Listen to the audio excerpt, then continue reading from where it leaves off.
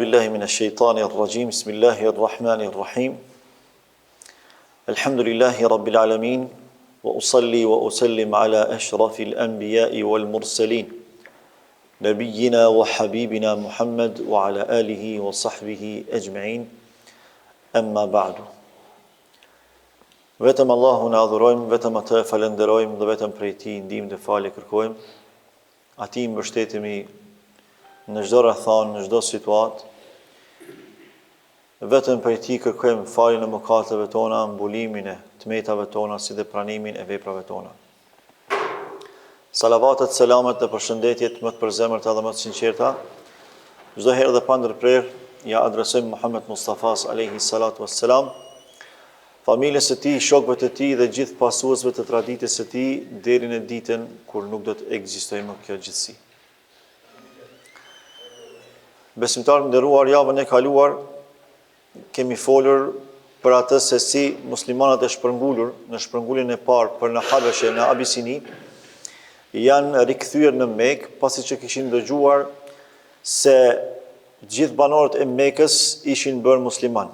Pra një lajm i rrem, i ndërtuar mbi një të vërtet, por i stolisur me të pavërteta. Nga se ajo çfarë kishte ndodhur realisht në Mekë nuk ishte se kishin pranuar Islamin gjithë banorët e Mekës, por ishte rasti kur pejgamberi i dashur alayhi salatu wasalam i kishte cituar ajetet e surës An-Najm dhe përrjedhoi gjithë ata që ishin prezent u ndikuan nga madhështia dhe mrekullia e këtyre fjalëve, pra fjalëve të Allahut Madhërisëm, sa që të gjithë ranë në sejdë, musliman e jo musliman, madje edhe njerëz edhe gjindë që ishin aty prezent. Ky lajm ishte përhapur dhe kishte shkuar deri tek muslimanët e shpërngulur në Abisini dhe kishin menduar se gjithë ishin bërë musliman, prandaj e vendosën që të ktheheshin, por fatkeqësisht pa ju dhënë leje pejgamberi i dashur Muhamedi sallallahu alaihi wasallam. Pa pritën ndonjë lajm zyrtar nga ana e tij. Kësaj ata e pan realitetin e Mekës që ishte krejtësisht ndryshe, nuk ishte ajo që ata kishin dëgjuar, nga se shumica e banorëve të Mekës vazhdonin të ishin jo musliman, idhujtar, sado që kishte për atyre që kishin pranuar Islamin. Por kjo ishte e pamjaftueshme për të siguruar mirëqenie dhe stabilitet në shoqërinë mekase. Gjithashtu treguam se menjëherë i ndërmorën disa vendime të radhës, atë se shumica atyre që ishin rikthyer prej Abisinis do të detyroheshin të ktheheshin sërish në Abisini për shkak se nuk kishin rrethonat e volitshme për të qëndruar në Mekë dhe misioni i shpërnguljes nuk ishte përmbushur. Një pjesë e tyre qëndruan për të siguruar nevojat e tyre udhëtuese, pra për të siguruar harxh, veshmbathje kështu me radhë, ndërkaq pjesa më e vogël e tyre vendosën që të qëndronin në Mekë dhe t'i njoftonin të tjerët, pra publikisht se ata ishin kthyer nga Abisinia, për këtë bën në besë atyre që i morën përsipër për t'i mbrojtur, sepse besa çdo herë në Islam ka peshë, prandaj edhe ne si shqiptar kemi pas besë dhe jemi shquar me besë fal Islamit, fal mirësisë fesë son të bukur, sepse feja jonë e bukur na ka mësuar që t'i qëndrojmë besës besnikrisht. Tani rrethonat janë vështirësuar edhe më tepër, pasi që këta u rikthyn edhe u bë e madhe çështja se të shpërngulurit për në Abisini ishin kthyer në Mekë, atëherë kjo ishte e favorshme për banorët e Mekës, konkretisht për parit mekase, sepse ata tani i vështirësuan rrethonat edhe më tepër. Pra e shtuan padrejtësinë dhe dhunën ndaj muslimanëve të Mekës, si pretekst i asaj çfarë kishte ndodhur, pra nga shpërngulja e tyre për në Abisini dhe rikthimi i tyre në Mekë, si një lloj mesazhi për të tjerët që synojnë të shpërngulen nga Meka për ndonjë vend tjetër. Se në qoftë se ju e bëni një gjë të tillë, atëherë do të përjetoni pasoja të rënda. Kësaj ata morën masa të rrepta të izolimit të Mekës, pra në mënyrë që mos i lejonin banorët tjerë prej muslimanëve që dilnin prej Mekës e të shpërnguleshin. Në anën tjetër edhe presioni i tyre ishte edhe më i madh ndaj muslimanëve. Presioni edhe psikologjik, por edhe fizik, në mënyrë që ata ta braktisnin Islamin dhe Muhammedin sallallahu alaihi wasallam. Kështu që pejgamberi i dashur u detyrua që ta marrë një vendim të radhës. Dhe vendimi ishte që të shpërnguleshin tash në një masë edhe më të madhe disa prej muslimanëve. Konkretisht i kishte përzgjedhur pejgamberi i dashur diku 82 meshkuj dhe 18 femra që do të shpërnguleshin si shpërngulje e dytë për në Abisini, për në Habeshe apo në Etiopinë e sotme. Nëse nuk përfshihet Ammar bin Yasir, sahabiu i nderuar, sepse ka të atill që konsiderojnë pjesëmarrës në këtë shpërngulje të dytë edhe Ammar bin Yasirin, i cili kemi treguar se ka përjetu pra dhunë të randë, sa që ja kanë vrarë nanën, edhe ja kanë dhunu familjen, edhe nuk ka pas pothuajse zgjidhje tjetër vetëm se mu shpërngul edhe ky për shkak të torturave të mëdha që i ka përjetuar, por mendimi më i saktë është se ka qëndruar në Mekë, nuk është shpërngul. Pra nëse e përfshim edhe Ammarin, i bie 83 burra. Nëse nuk e përfshim, atëherë i bie vetëm 82 burra apo 82 meshkuj që janë shpërngul në shpërnguljen e dytë. Arsyet e vështirësimit të situatës janë të shumta. Pra tani shpërngulja e dytë është bërë shumë më e vështirë se sa shpërngulja e parë. Se shpërnguljen e parë nuk e kanë ditë askush prej banorëve të Mekës që ka më ndodhur ajo. Edhe në shpërnguljen e parë kanë qenë shumë pak njerëz, kanë qenë vetëm 12 prej tyre, apo 14, 10 meshkuj edhe 4 femra. Pra masat e rrepta që i kanë vendos tash paria mekase në Mekë kanë qenë jashtëzakonisht vështira për mund të i kalu. Kjo e para. E dyta, numri ka qenë i madh atyre që do të shpërngulen. Numri 100 persona nuk ka qenë i pak për banorët e Mekës, sepse banorët e Mekës kanë qenë popull i vogël. Mekja ka qenë shumë e vogël. Prandaj me u shpërngul me njëherë 100 veta ka qenë e dukshme, e theksuar si dukuri. Pra rrethonat kanë qenë shumë më të vështira për me realizuar shpërnguljen e dytë. Gjithashtu ata me vete padyshim kanë pas edhe fëmijë, kanë pas edhe gjësende që kanë nevojë për to gjatë udhëtimit edhe në arritje atje kur shkojnë në vendin në cakun e tyre, destinacionin e tyre. Dhe ajo që ka ala më të vështirë e bën çështën është për shkak se për atyre që do të shpërngulen tash janë edhe prej bijve të prizve të Mekës, të Paris Mekase. Sikur që ka qenë për shembull Ummu Habibe ka qenë vajza e Ebu Sufjanit. Ebu Sufjani asë kohë ka qenë i pabërë musliman, madje ka qenë lideri i Mekës. Tash vajza e liderit të Mekës po shpërngulet sepse ka pranuar Islamin, po shpërngulet me muslimanët në Abisini. Ose djemt e Suhejl bin Amrit, apo fëmijët e Suhejl bin Amrit, 2 vajza dhe 1 djalë, gjithashtu do të shpërngulen në këtë shpërngulje të dytë. Ka pas edhe të tjerë që janë shpërngulë që kanë qenë prej familjeve aristokratës, sikurse Zeynep bintu Safwan bin Umeje. Safwani ka qenë tregtuesi më i madh i armëve në Mekë, pra një prej tregtarëve më të fuqishëm në Mekë. E tash bija e tij Zeynepja e ka pranuar Islamin edhe po shpërngulet në Abisini me shpërngulje dytë. Pra çështja është hala më serioze se sa ka qenë herën e parë. Pra vështirësia është shtu tepër. Edhe masat janë shtu, pra masat e rrepta të parandalimit të kësaj ikje.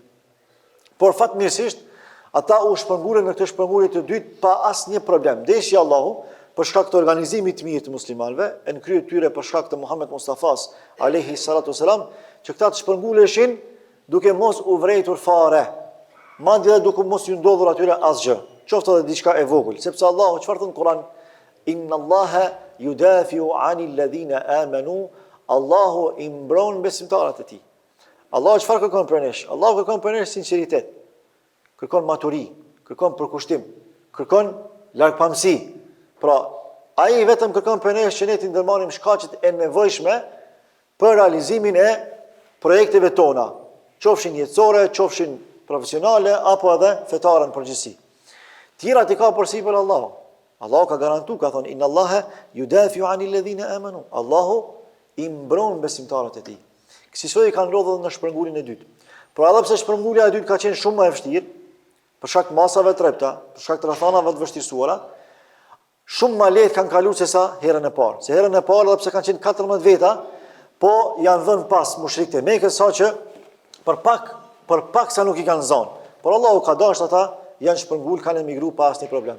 E herën e dytë, përkundër faktit që kanë qenë 100 veta, përkundër faktit që rrethonat kanë qenë shumë më të vështirësuara, ata kanë dalë pa asnjë problem vetën, kanë arritur në Xhide, prej Xhides kanë hyrë në Anije dhe janë shpërngul për në Abisini apo në Etiopinë e sotme. Tani, të nesërmen, kur janë zgju, paria Mekës dhe banorët e Mekës, e kanë kuptuar që janë shpërngul grupi i dytë i muslimanëve të përbërë prej 100 personave. Është vërejt mungesa atyre, ata që i kanë pas antarët e familjes i kanë pas që nuk i kanë, sidomos familjet elitare, e kanë pas që djalin s'e ka, vajzën s'e ka, dikush edhe më tepër. Çka ka ndodhur? Ka filluar lajmi mu përhap që kanë shpërngul grupi tjetër i muslimanëve. Mungesa atyre për 100 vetave është vërejt më njëherë. Pastaj janë detyruar me marrë një vendim, ose me i shpall luftë Abisinis, Habeshes apo Etiopisë së sotme, gjë që ka qenë e pamundur me bë, sepse po flasim për një kohë kur banorët e Mekës kanë qenë shumë dobët, por pas kësaj nuk kanë pas asnjë njohuri luftarake, nuk kanë qenë perandori, nuk kanë qenë dinasti, kanë qenë një popull i thjeshtë, i një qyteti të thjeshtë. Për dallim prej perandorive të asaj kohe, sikur se ka qenë për shembull perandoria romake edhe ajo perse. Asë kohë, atë botë, historianët tregojnë që vetëm 2 milion ushtarë të përgatitur i ka pas perandoria romake. E Mekja asë kohë si ka pas as 10.000 banorë. Paramendojnë dallimin. Ose perandoria perse, nuk i ka pas 2 milion, pa aty pari. Pra, fuqi e madhe, ushtarake, politike, ekonomike e kështu me radhë. E qysh me i shpall luftash paria Mekase, me i shpall luftë Abisinisë, që gjithashtu ka qenë pe shteteve të fuqishme të asaj kohë. Nuk ka qenë perandori, por ka qenë shtet i fuqishëm. Shtet i fuqishëm edhe shtet i krishterë. Atëherë kanë thonë, po i përzgjedhim 2 të deleguar, po i çojmë 2 delegat, për me u taku me mbretin Nejashi. Nejashiun që kemi tregu, se pejgamberi i dashur kur i ka thonë muslimanëve shkoni dhe shpërnguleni në Habeshe, çfarë u ka thonë? Idhhabu ila al-Habasha fa inna fiha malikan la yuzlamu indahu ahad. Shkoni në Abisini, sepse atje është një mbret i drejtë që askuj nuk i bëhet pa drejtësi tek ai. Atëherë e kanë caktuar Amr ibn al-As. Amr ibn al-As është prej sahabive që ma vonë do ta pranojnë Islamin, por në këtë rast, në këtë pjesë të kësaj ngjarje, nuk ka qenë musliman, madje ka qenë prej armiqve të Muhamedit sallallahu alaihi wasallam. Gjithashtu edhe me të e kanë caktuar edhe një person të dytë që quhet Abdullah ibn Abi Rabia. Mekja i ka pas disa persona që kanë qenë shumë të shkath, kanë qenë shumë diplomat. Kanë qenë aq të aftë, sa që për shembull njëri prej tyre ka qenë El-Mughira ibn Shu'ba, sa që thonë nëse Mekja do t'i kishte vetëm 8 dyër, prej të cilave do të kishin mundësi me dal banorët e Mekës, dhe nëse vetëm nga një derë do të lejoj me dal dikush, ky person El-Mughira ibn Shu'ba, për shkak të dinakris, për shkak të shkallësisë të tij, ka qenë në gjendje me bëhet mundur me dal për secilës derë që ka dëshiruar. Pra aq ka qenë i aftë me ambush mendjen dikujt për diçka, diplomat i jashtëzakonshëm. E tash ta i kanë caktuar 2 persona, e kanë caktuar sahabiun Amr ibn As, që asë kohë nuk ka qenë sahabi, edhe Abdullah ibn Rabia. Këta të 2 kanë qenë të dalluar për shkatësi dhe për diplomaci. E pse bash Amr ibn Asin e kanë caktuar? Për arsye se përpos që ka qenë shumë i shkallë, shumë diplomat, ka pas edhe lidhje shoqërore me mbretin Nejashi. E ka njohur personalisht, sa që ka shkuar në Abisini, e ka taku, është prit me nderime të larta shtetërore. Ka bërë tregti me Habeshen apo me Abisini. Gjithashtu, një prej personave që shpërngulin e dytë ka qenë edhe vllau i Amrit, që ka pas emrin Hisham bin As. E tash, kjo çështje nuk ka ngel vetëm fetare, pra nuk është çështje që i ka prek ata vetëm në fe, në idhujtarinë e tyre, por tashmë i ka prek edhe në familje, sepse shumë prej anëtarëve të familjes që kanë pranuar Islamin dhe tash janë shpërngul. Çështja ka kaluar edhe në personale kundër pejgamberit tonë të dashur Muhamedit sallallahu alaihi wasallam. Atëherë paria Mekase, pasi që e vendos që këta 2 persona me i përfarsu këta tek mbreti Nejashi, në mënyrë që me kërku prej tij me i rikthy muslimanët që janë shpërngul, ata gjithashtu e kanë vendosur që me marr dhurata me vete. E kanë njohur se çfarë ka pas dëshire, kanë ditë shumë mirë çka ka pas për çef mbretin Nejashi, ndër gjërat që i ka pas për çefi kanë qenë edhe lëkurat e terrorat të kafshëve. Nuk e di tek ju, po tek ne deri voni kanë thonë pastaçia. Kështu i kemi thonë. Edhe i kanë mbledh lëkurat e kafshëve më të mira, më të shtrejta, edhe kanë marrë shumë dhurata tjera prej are për argjendi, edhe kanë vendosur, edhe i kanë thonë, mas pari kini me shku tek ata që i ka për rreth mbretin e Gjashi, me shku me i korruptu ata, prej këshilltarëve dhe prej ushtarëve, gardianëve që e ruajnë ata. Shkoni njerë tek ata, edhe ofroni atyre këto dhurata, në mënyrë që ti përveconi. E kur takoni pastaj me mbretin, ata do t'jenë aty prezent. Mos me i pas kundërshtar në kërkesën e juaj, që mos me pas mo mbreti asnjë zgjidhje tjetër përpos që me pranu kërkesën e juaj. Pra në një farforme me qit para aktit kry. Kështu edhe veprojnë. Shkojnë Amri së bashku me Abdullah ibn Rabia, me ata që i kanë pas prej përfaqësuesve apo prej shoqëruesve të tyre, edhe i marrin dhuratat me veta dhe fillimisht shkojnë edhe i takojnë ata që i ka për rreth vetës apo afër vetës mbretin e Gjashi. Këtë e kanë njoft Amrin, se kanë ditë që është mik i mbretit. E qysh mos me prit mikin e mbretit mirë, e kanë prit mirë se erdha Amr, po si je tek je, Amri ka thonë ku marr me një punë shumë të rëndësishme. Ka thonë çka është puna? Thotë ku marr për arsye se disa djelmosha, disa mendje lehtë pe anës tonë kanë ardhur janë shpërngul tek ju. E na dëshirojmë ata me i kthy. Po un kam nevojë për përkrahin e juaj. Prandaj i keni selam çto dhurata prej Paris Mekase, prej liderëve të Mekës, që nuk na bëni ndër me i kthy ato pra. Na nderoni nëse i pranoni. Ku i kanë po ato çfarë dhurata, sa të shtrejta, gjitha argjend. E ajo që kërkoj për ju është vetëm me miratu ato çka unë e them para mbretit. Mënyrë që mbreti mos me refuzu kërkesën tonë, se e ka ditë Amri që mbretin e Gjashi është njeri i drejtë. Edhe pse ky po kërkon diçka, ai jo detyrimisht kam ja miratu atë.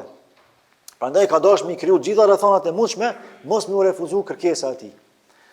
Atëherë këta e pranojnë, korruptohen më njëherë, ata sot në kohën moderne dhe po korruptohen alamet burra jo më në atë kohë. Këta pranojnë. Kur hyn tash tek mbreti, takohen, çmallen, po ku je, si je, ka përqafe mbreti Amri mbretin e kështu me radhë, gosti e jashtëzakonshme, mikpritje e shkëlqyer, edhe i thot Amri. Po shikoni çfarë shigjeta helmuse lëshon Amri, se tham pra, shumë i aftë. I lëshon 3 shigjeta helmuse drejt mbretit në Gjashin, një që me bind atë për me i kthy ata. Thot, o miku jemi i nderuar, unë kam ardhur për një çështje shumë të rëndësishme. Thot, janë shpërngul tek ju disa prej mendje lehtëve dhe të rinjeve tanë. Pra në një farforme ka dashur mi tregu që bëhet fjalë për disa djem e vajza të reja që s'kuptojnë, që s'mendojnë larg, apo kupton? Thjesht e kanë marrë një vendim të ngutshëm për shkak të moshës që e kanë. Pastaj ka thonë, janë disa që kanë dalë nga feja e tyre e nuk kanë hyrë në fen tuaj. E ka prek edhe në çështjen fetare, që çfarë helmi. Domethënë, ata e kanë lënë fen ton, çfarë vlere sipas tij, çfarë vlere kanë ata që e braktisin fen e tyre, e akoma më tepër s'kan vlerë ata që se pranojnë fen tonë. Domethënë, ata s'janë të rëndësishëm për ty hiç. Edhe shigjetën e tretë helmuse që e ka lëshuar është, thotë më kanë dërgu baballarët dhe axhallarët e tyne, që janë gjithë familje aristokrate, prej liderëve të Mekës, sepse thamë që ka pas për atyne që janë bitë aristokratëve të Mekës. Por në një farforme, mbretin e Gjashi e ka sulmu me 3 gjana, me etiketim, me akuzim edhe me kërcënim një për mënyrë diplomatike. E ka etiketu me një mendje lehtësi nga ana e tij, si po i pranon disa të reja që e kanë lënë vendin e vet, edhe hiç po interesohesh as pse e kanë lënë as, çuçi e kanë lënë as. Apo kupton? Akuzën ja ka bën fe, si ka thonë çuçi i pranon disa që e kanë praktikë fenë e vet, e se kanë pranuar fenë tonë, pranojnë farforme për ty feja jote s'pas ka rëndësi fare. Fakti që ata se kanë pranuar fenë tonë dhe ti ke pranuar, i bie që për ty s'ka ka shumë rëndësishme çështja fetare. Edhe e treta është kërcënimi diplomatik që ja ka bënë Gjashiu, se i ka thonë mu më kanë qu axhallarët dhe baballarët e atyne që janë shpërngul tek ti. Pra në një farforme nëse ti si kthen ata, ti faktikisht ki me prish aleancë me neve. Selamin nuk e ki prej meje, selamin e ki prej liderëve të Mekës. E nëse ty të konvenon me i prish raportet me neve, e këta kanë pas raportet mira edhe tregtare me Habeshin aso kohë, zakonisht në dimër kanë tregtuar në Yemen edhe në Abisini, ndërkaq në verë kanë tregtuar në Sham. Atëre shikone se si Allahu i madhrishëm. Pra në gjendje normale, ky projekt nuk është dashur me dështu. Amri është dashur me pas sukses. Mirë po, çfarë thot Allahu në Kur'an? Allahu thot, inna alladhina kafaru yunfiquna amwalahum liyasuddu an sabilillah. Ata që kanë mohuar Allahun, shpenzojnë pe pasurive tyre të shumta për t'i larguar njerëzit nga rruga e Zotit. Fese yunfiqunaha, edhe do ta bëjnë atë vazhdimisht, sikurse e bëjnë edhe sot. Edhe do ta bëjnë derisa të ekzistojë kjo gjësi. Pra do të shpenzojnë pe pasurive tyre të majme, vetëm e vetëm mos me liu njerëzit me qëndru në rrugë Zotit. Thumma takunu alehim hasra, mirë pa jo pastaj do t'ju bëhet mjerim atyre. Gjithë atë investim material që e bëjnë për mi largu njerëzit nga rruga e Allahut, atyre ju shndrohet mjerim në fund. Thumma yughlabun, e pastaj do të mposhten, do të munden. Walladhina kafaru ila jahannama yuhsharun, e padyshim se ata që mohojnë, ata që nuk besojnë, ata që kundërshtojnë, do të përfundojnë në zjarr xhenemit. Kështu edhe ka ndodhur, përkundër organizimit profesional që e kanë bë, vendimit mjeshtror që e kanë marrë, paria mekase, përfaqësimit fenomenal që ja ka bë Amri, së bashku me Abdullah ibn Rabia, kjo ju ka dështu. Pse? Mbreti me një fjali e ka zgjidhur këtë problemin. Nejashiu, sepse pejgamberi i dashur ka tregu, ai që nuk flet nga mendja, ai që flet me shpallit Allah ka thonë, inna fiha malikan la yudhlamu indahu ahad. Në Abisini është një mbret i drejtë, tek i cili nuk ka mundësi dikush me u dëmtu. Pra askuj si bëhet pa drejtësi në prani ti, apo në prezencë ti, apo në fuqi ti. Edhe është interesante se termi që e ka përmend është i përgjithshëm, pa marrë parasysh se është musliman apo është jo musliman, është i krishter apo është i dhujtar. Kushdo që kërkon të drejta tek ai mbret, ai nuk i bën pa drejtësi. Dhe kjo është realizuar realisht. Çka ka thonë Nejashiu? Shikoni çka ka thonë.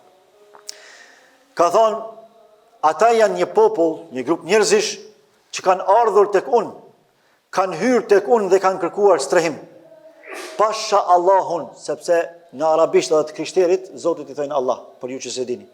Ka thonë, pasha Allahun, nuk i dorëzoj para se ti dëgjoj edhe ata se çfarë kanë për të thënë. Pa marrë parasysh, unë kepi besoj këto ti çapo mi thu. Ama drejtësia e kërkon me dëgju edhe palën tjetër. Drejtësia nuk lejon që na me marrë vendime, gjykime, ndaj një çështje të caktuar, duke dëgju vetëm njërën palë.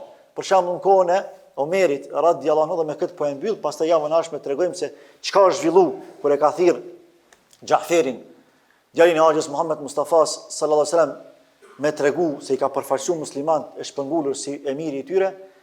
Në kohën e Omerit ka ardhur një grua edhe është anku, edhe ka thënë, o halife i muslimanëve, burri ma ka qoru njënin sy, më ka bo zullum, më ka bo padrejtësi, edhe e ka po për një mend, ajo e qoru me në sy. Thot, të merë kjo që ka pas ka ndodhë, thot, po ma thirë një burin e saj. Kjo thot, jo, s'ki që ka me thirë, qërë që kam ka bo. Ja, thot, thirë në burin e saj. Kur vjen buri i saj, a i në dy syt i qëru. Qa ka bo kjo? Duke fjetë në gjumë ka shku burin e vete ka qëru, në dy syt. A i ngrati, kur o një pak gjallë, kur e ka marë pak veten, në shenjë hakmare, o mundu bile njonin mja qëru.